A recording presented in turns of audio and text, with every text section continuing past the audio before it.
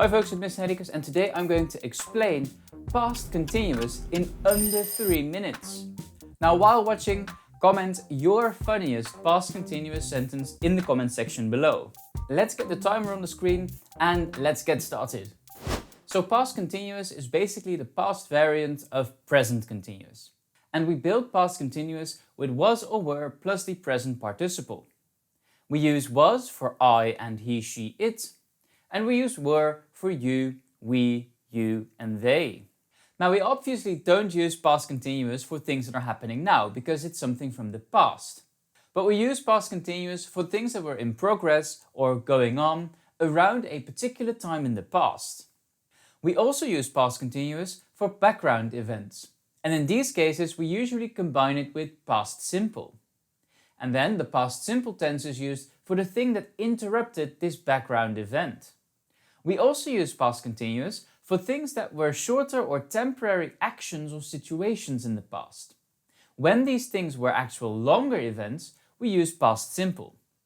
An example of this is, for example, the sentence, I hiked a lot while we were living in Australia last year. So as I mentioned, we make affirmative sentences with past continuous with was, were, and the present participle. So some examples are, the man was hoovering the desert. Wait, what? The plane was taxiing to the runway when she called.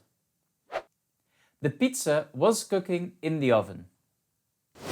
For questions in past continuous, we again get inversion. This means that we change the position of the subject and was or were. So our questions become, was the man hoovering the desert? Was the plane taxiing when she called? Was the pizza cooking in the oven? For negations with past continuous, we simply add not to was or were. So we get, the man wasn't hoovering the desert. That seems reasonable.